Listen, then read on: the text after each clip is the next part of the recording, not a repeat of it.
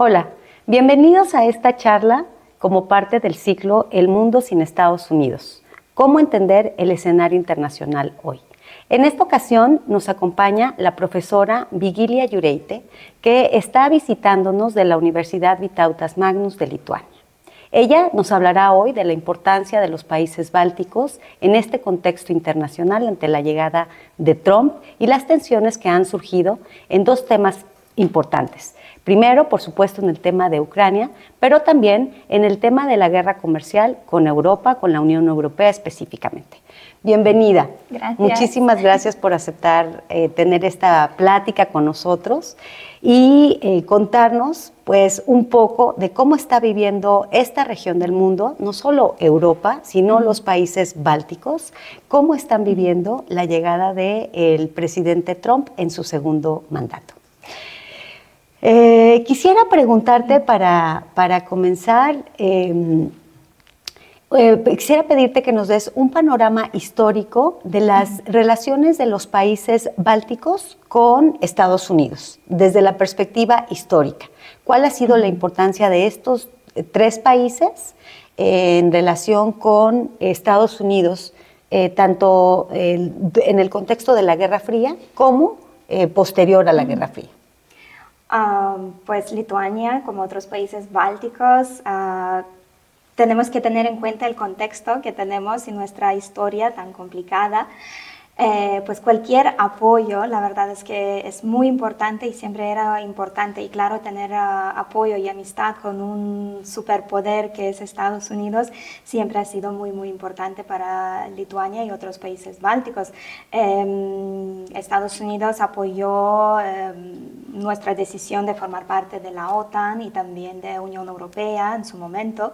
Y era muy importante. Desde entonces tenemos las bases de la OTAN en todos los tres países bálticos, y para asegurar nuestra seguridad esto es muy importante y siempre ha sido importante. Y hubo un momento cuando el presidente Bush visitó Lituania y dijo que los enemigos de Lituania son enemigos de Estados Unidos, y desde entonces contamos con este apoyo, con esta amistad.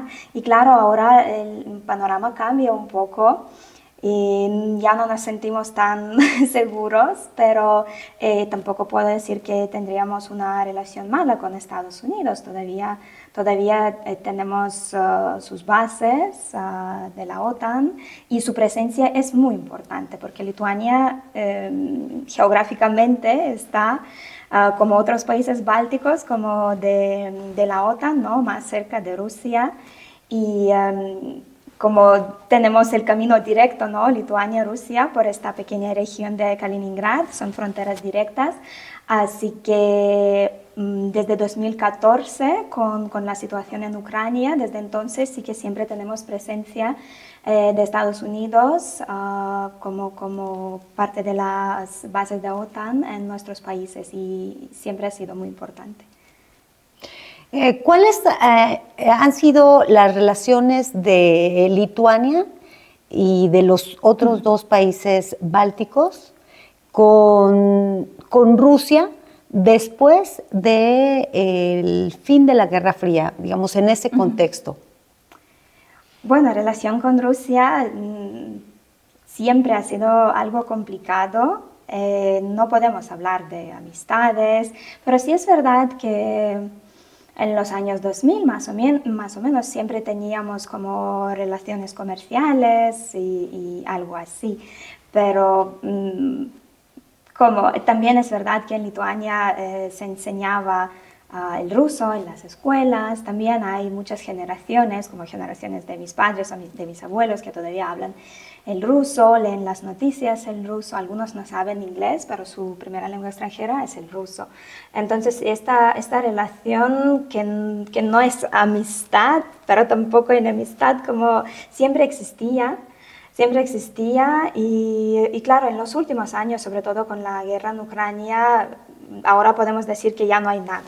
Allí no quedan ni cooperación, ni relaciones comerciales, no queda básicamente nada. Todo esto se terminó. ¿Cómo fue la transición de Lituania para entrar a la OTAN, a la Organización del Tratado Atlántico Norte y a la Unión Europea. Esa transición, ¿cómo se da para, digamos, pasar de ser un país perteneciente a la Unión Soviética a pues, estar del lado del Club de los Países Occidentales Europeos? Bueno, Lituania cuando salió de la Unión Soviética, los años 90 eran muy complicados. Faltaba todo y creo que éramos uno de los países pobres de Europa. Y lo que se logró para entrar a la OTAN y luego a la Unión Europea, yo creo que es una historia de éxito, porque entrar a estas organizaciones había que tener cierto nivel económico primero, también para la Unión Europea ciertos valores, ¿no? Y en general tener esta vista ya europea, nada soviético, ¿sí? Dejarlo en el pasado y poder alcanzar este nivel de vida también, que podemos decir que ahora ya estamos casi a nivel de países escandinavos y que pensando que todo esto pasó solo en 30 años, es mucho avance, ¿sí? Y creo que tanto nuestros políticos como nuestras organizaciones han hecho todo lo posible para lograr todo esto, pero también la gente, nuestra sociedad, cómo ha podido cambiar, ¿no? Toda esta vista y dejar atrás lo que teníamos antes, dejar lo que nos intentaron obligar a pensar la Unión Soviética, dejar todo esto atrás y aceptar los valores europeos. Las bases militares que están en Lituania y en los países bálticos son bases militares que pertenecen a la OTAN y hay bases concretamente de Estados Unidos. Sí. Sí, siempre en los países bálticos hay la presencia de Estados Unidos en las bases de la OTAN. También vienen países diferentes, ¿no? También España, Alemania, y cambia. Hay algún sistema para esto, pero siempre están presentes. La relevancia geopolítica de los países bálticos, como tú ya has mencionado, es sin duda pues, su cercanía con Rusia. Y durante mucho tiempo sirvió como de una especie de colchón, digamos, entre Europa occidental y la Unión Soviética, después Rusia, ¿no? Y esto pues en el contexto de un conflicto, por lo menos tensiones muy vívidas entre la Unión Soviética y Estados Unidos. Sin embargo, uno de los cambios más significativos que hemos visto con el presidente Trump es sin duda su cercanía con Putin. Entonces, eso mueve un poco las piezas de la geopolítica regional, pero también sin duda la geopolítica mundial. ¿Qué representa para Lituania y los otros países bálticos esta cercanía del presidente Trump con el presidente Vladimir Putin? Es una gran confusión, podemos decir, que tu enemigo número uno y tu amigo también de los primeros ahora son amigos. Como de repente, claro, es una llamada para despertarse en todos los países de Europa, ¿no? Porque si el presidente Trump se acerca a Putin, pues se aleja de nosotros entonces. Y claro, estamos preocupados. Nuestra ministra de Defensa en Lituania dice que de momento no hay guerra, pero tenemos que estar preparados. Y lo que estamos haciendo ahora es prepararse, todos los posibles escenarios y que no queden en el papel, ¿no? Que hay que probar cómo funciona, protección de fronteras y muchas más cosas. Y así estar preparados para lo que puede venir. Y de momento creo que más que antes hay mucha preocupación en la sociedad. Lituania ha incrementado su gasto en seguridad y defensa como porcentaje de su Producto Interno Bruto. ¿Qué nos puedes decir de esto? Pues hasta ahora Lituania dedicaba 3% del PIB a la defensa y tampoco es poco para un país tan pequeño como Lituania, pero nuestro presidente prometió que desde el año que viene vamos a dedicar 6% total, sí, doble, para la defensa, dada la situación. Y si vemos la estadística de toda Europa, vemos que si estamos más cerca de Rusia, tanto más sube el gasto para la defensa, y para nosotros esto es casi obligatorio, ¿no? Pero también es verdad que para un país como Lituania, que de momento nuestra economía funciona muy bien y todo funciona muy bien, de repente ahora quitar este dinero, no sé de dónde, pero nos puede afectar educación, sanidad, cultura, ¿no? Para defendernos de algo que de momento no hay, ¿no? Pues mucha gente en la sociedad está cuestionando esta decisión.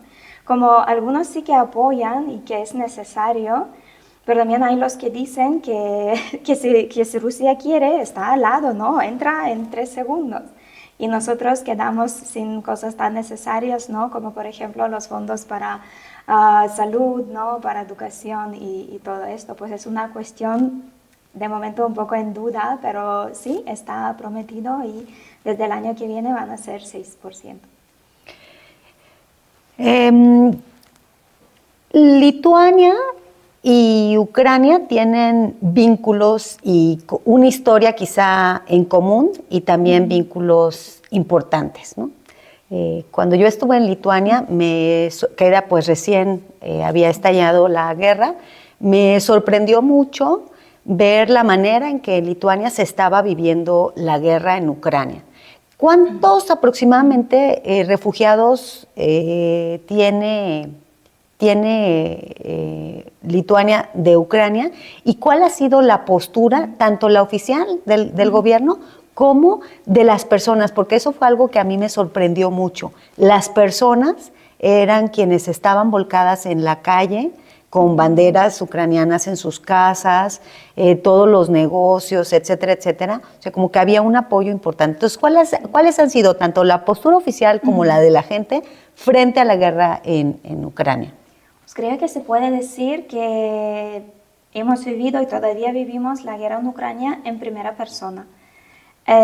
Nunca olvidaré esta noche cuando empezó todo. Creo que nadie en Lituania dormía y nos levantamos con la guerra abierta en Europa. Y claro, la única idea que podíamos tener en aquel momento que vamos a hacer lo siguiente. Siempre vivíamos, desde que yo nací, por ejemplo, que nací en Lituania libre, siempre vivíamos con esta amenaza, que algún día puede pasar. Y claro, cuando pasa en un país tan cercano como Ucrania, cercano no en geografía, pero en nuestra amistad que tenemos, y también es verdad que creo que lo que une más que nada es un enemigo en común, porque también es verdad que tenemos una muy buena relación con Georgia, que también está lejos, ¿no? Pero todos nos afecta lo mismo, un enemigo y una amenaza con la que vivimos todas nuestras vidas. Y esto afecta a todo, ¿no? Tanto salud mental de la gente, tanto nuestra economía y el bienestar del país, vivir así. Pues claro, con la situación en Ucrania lo vivimos en primera persona, y desde el día 1 la idea era ayudar, apoyar, ayudar y hacerlo lo que podemos. Tanto los políticos tomó esta decisión como ayudar también con ayuda financiera, ¿no? Pero también en la gente, es que hemos organizado muchas actividades de apoyo, y también es verdad que hemos aceptado muchísimos ucranianos en el país, que ahora, ya viendo el paso de tiempo, veo que se incorporaron muy bien a la sociedad, están trabajando, están aprendiendo lituano, que por cierto los ucranianos tienen una facilidad maravillosa para las lenguas. Y sí que ya en 2 años muchos han aprendido a hablar lituano. En las universidades tenemos estudiantes, todos estos estudiantes que vinieron por la guerra tienen unas becas, pueden estudiar de manera gratuita, y hay varios otros apoyos también para alojamiento. Los lituanos que aceptaron ucranianos en sus casas recibieron también unos apoyos del gobierno. Y los ucranianos, claro, no tenían ni pagar ni nada para estar ahí alojados. Pues varias cosas hicimos y muchas como simbólicas. Por ejemplo, hasta hoy en día, que hace unos días celebramos el Día de la Independencia en Lituania, pues lo que se puede ver en las ciudades lituanas, tanto banderas ucranianas como lituanas. Y para todas las fechas importantes, pero también en cada día, creo que tú también lo viste en Lituania, todas estas banderas y para mostrar el enorme apoyo que hay. Y también todo esto entendemos que la situación en Ucrania va a definir el futuro de Europa. Una pregunta importante en el contexto de la llegada del presidente Trump en su segundo mandato es sin duda la vía para lograr la paz en Ucrania. ¿Cuáles tú crees que son los retos del plan de paz que propone Estados Unidos? Bueno, todas estas negociaciones que estamos observando nos lleva a reflexionar, ¿no? ¿Qué puede pasar en toda esta situación y probablemente cuál es el costo de la paz? Tanto el costo para Ucrania como el costo para Europa, ¿no? Para todos nosotros, para la Unión Europea. Creo que muchos de nosotros europeos estamos de acuerdo que Ucrania no debería perder ningún milímetro de su tierra, que es suya, y si esto empieza, si se aceptarán lo que están diciendo, ¿no? Que Ucrania debería entregar una parte suya a Rusia, pues otra vez llegamos a lo mismo. ¿Quién va a ser entonces el próximo? ¿No? Si Rusia puede venir a un país y sacar una parte y como si nada, entonces ¿cómo vamos a seguir viviendo en Europa? Como perdiendo nuestra tierra, ¿no? Como no vemos esta como una vía viable de ninguna manera de lo que están negociando ahora. El costo de la paz no debería ser como en pérdida de algo, porque creo que ya hemos perdido suficiente, perdido gente, ¿sí? Y bueno, en este caso tiene que haber otras maneras y tengamos fe, ¿sí? Que los presidentes, tanto Trump como Putin, que parece que se entienden entre ellos, que encontrarán una solución en la que Ucrania podría salir sin esta pérdida, ¿no? Que podría salir como ganando la democracia en este país, que lo que ellos intentan lograr con entrar a la Unión Europea o entrar a la OTAN. Esperamos que sea posible. Bueno, de hecho, una de las demandas en este paz de plan es que Ucrania renuncie a sus intenciones de entrar a la OTAN y que la OTAN pues acepte que no va a permitir el ingreso de Ucrania, ¿no? Bueno, también es un tema interesante. Todos sabemos que al presidente Putin no le gusta la idea tener un país de la OTAN tan al lado, pero también es verdad que nosotros sí estamos en la OTAN, los 3 países bálticos, y estamos al lado de Rusia. ¿Y qué? No ha pasado absolutamente nada, como si hablamos de la OTAN, ¿no? No hay ninguna provocación. El que trae problemas es siempre Rusia, ¿no? Entonces no veo por qué no, pero claro, me parece muy triste si Ucrania pierde también todo esto, porque en los últimos años, como incluso con la guerra, han avanzado en tantas cosas, como digo también, ha mostrado que sí que tiene valores europeos, que sí quiere formar parte y estar con nosotros en esta parte de Europa, y ahora perder esto también me parece demasiado. Quisiera preguntarte, más allá del contenido y de las propuestas concretas del plan de paz del presidente Trump, también ha marcado diferencias muy importantes en la forma de negociar y en la forma de avanzar, digamos, estas propuestas, ¿no? Y eso ha reducido los márgenes de acción para Ucrania e incluso para la Unión Europea, ¿no?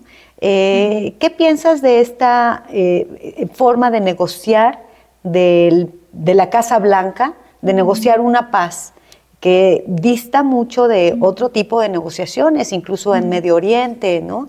y de procesos de paz que han sido largos y efectivamente quizá poco productivos, pero esta forma que es más bien una imposición de la paz, qué piensas de ella y cuál crees que puede ser el efecto mayor para la Unión Europea? Bueno, esta forma de negociar, además, cuando no se incluyen varias veces una parte, y hablo de Ucrania, ¿no? Hablar solo con Putin, hablar solo con sus representantes, a mí me parece muy, muy raro comportarse así. Incluso la situación en la Casa Blanca con el presidente de Ucrania es una vergüenza, pero vergüenza para Estados Unidos. Tenemos que entenderlo y sus formas de momento, cómo están intentando lograr paz en Ucrania, no son las mejores, creo. Pero sí, así en el futuro, si van a continuar y avanzar con estas negociaciones, pues seguro que tienen que sentarse todos en la mesa, ¿sí? Tanto presidente o representantes de Rusia como de Ucrania y Estados Unidos, y también quiere estar en todo esto, porque vemos que Ucrania con Rusia sí que necesita esta mediación. Y ya ha habido varios intentos, ¿no? Tanto presidente de Turquía como de otros países, de Polonia también han intentado ayudar allí. Pero de momento creo que estamos en el mismo punto donde estábamos antes. ¿Y cuál era la pregunta? Sí, efectivamente, que cómo la Unión Europea se le reducen estos márgenes de intermediación ante una forma de negociar que es más una imposición que pues una negociación, ¿no? Sí. Bueno, hemos visto a los líderes de Europa en cierto modo de alerta, como organizando estas reuniones como express. De emergencia. De emergencia, sí. También como se han despertado muchos de ellos, ¿no? Pero claro, no solo es Unión Europea, está aquí también Canadá afectado, ¿no? Y México también. Pues de todo esto que ha venido con el presidente Trump. Y claro, en la Unión Europea esto cambia el rumbo, creo, en general de Unión Europea, viendo que Estados Unidos ya no es un aliado de fiar. Tienen que cambiar las maneras, ¿no? de protegernos y de también asegurar esta paz y seguridad que tenemos en la región.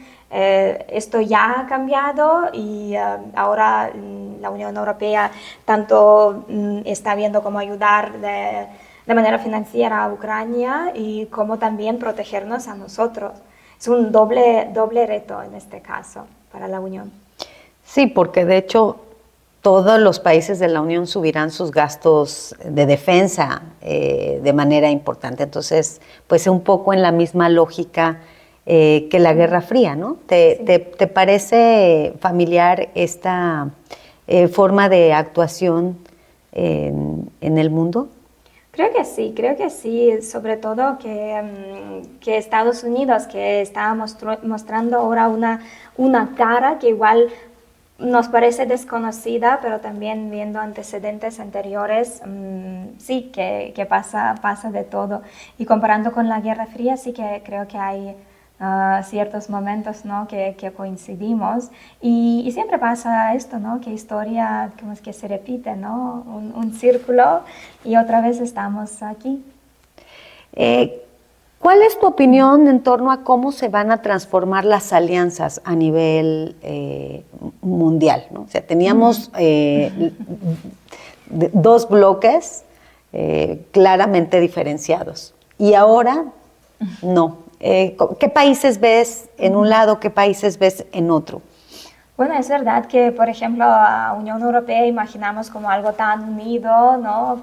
con todo, pero no es exactamente. Incluso dentro de Unión Europea hay países que igual no sé si les gustaría salir, pero vemos que no coincidimos en varios valores y en varias ideas. Pues imagino que esto puede cambiar en su momento. También es verdad que en una parte del mundo, y hablo de países como Kazajistán, ¿no? Que ellos a mí también me sorprendió cuando me enteré que ellos son ruso hablantes de momento, que aprenden primero ruso y luego kazajo. Pues en un país como este, claro que apoya mucho a Rusia, porque toda la información les viene en ruso y sabemos que esta información tampoco es de fiar. Entonces sí, creo que todos estos apoyos van a cambiar, pero también van a cambiar con el fin de la guerra. Veremos cómo todo termina y probablemente, como se dice, ¿no? Luego elegimos los amigos y vemos quiénes son los enemigos. Pasando al tema comercial, si nos puedes contar el tamaño del comercio que tiene Lituania con Estados Unidos y en lo general con otros países europeos, un poco para conocer el contexto económico-comercial lituano y saber en qué medida el alejamiento o la tensión de las relaciones Lituania-Estados Unidos puede también impactar la economía. Las relaciones comerciales sí que existen, como con toda Unión Europea. Para Lituania, Estados Unidos sí que es uno de los destinos para esta colaboración. Pero si nos afecta, afecta a todos, como a toda la Unión Europea en este caso, las decisiones del presidente Trump. Y Unión Europea funciona así, ¿no? Como que si nos afecta a todos, pues afecta también la economía de todos. Y veremos qué pasará con esto, pero creo, y sí, la Unión Europea es así, que tenemos ciertos fondos, ¿no? Para recuperar lo que se pierde, ¿no? En este caso, que se va a perder en las relaciones comerciales con los Estados Unidos. Pues de alguna manera, y sabiendo cómo es la economía de Estados Unidos, bueno, al menos un país tan pequeño como Lituania no creo que afectará tanto. Y luego ya se han empezado a hablar de otros países para colaborar, como países de Asia, por ejemplo. Igual está China. Como el comercio no es solo con Estados Unidos, no significa que va a parar todo y que no vamos ni a vender ni comprar. Existen otros países, otras amistades también, y bueno, creo y quiero creer que se puede sobrevivir con toda esta situación y también que Estados Unidos en algún momento también cambiará de idea, ¿no? Y de presidente en 4 años.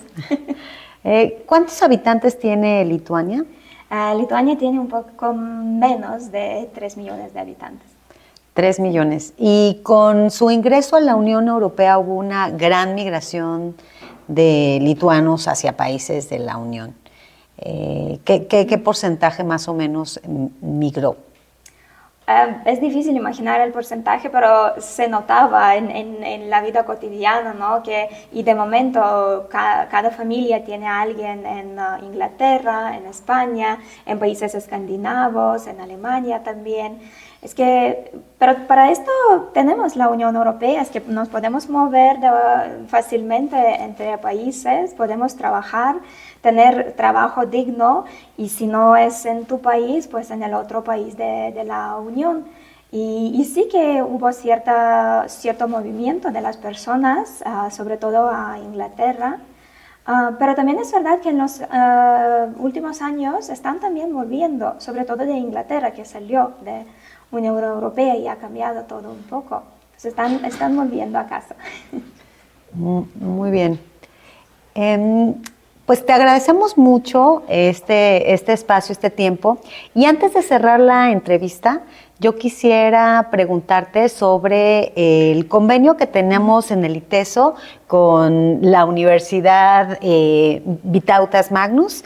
Si nos puedes contar en qué consiste, cuántos estudiantes del ITESO y profesores hemos ido a la universidad, cuántos han venido. Pues sí, en los últimos 3 años hemos recibido tanto nosotros los profesores como estudiantes cada semestre de ITESO, y también nuestros estudiantes vienen a estudiar aquí a México, a ITESO. Y es un convenio que de verdad funciona, me parece, por esto estoy yo aquí también, que he podido conocer a 2 profesores de ITESO en Lituania, y esperamos esta primavera que también alguien venga a visitarnos, pero sobre todo animar a los estudiantes a venir a Lituania, que es un país pequeño, pero también es verdad que en Europa subir a un avión y en 2 horas o 1 hora puedes estar en otro país. Y a costo relativamente muy bajo. Así que es una oportunidad también para viajar, para conocer, y no solo un país, pero varios, y claro, también para estudiar en todo esto internacional, ¿no? Aprender junto con nuestros estudiantes y otros estudiantes de intercambio que tenemos. Y claro, nuestros estudiantes están contentísimos con sus experiencias aquí en ITESO. Pues muchísimas gracias. Gracias.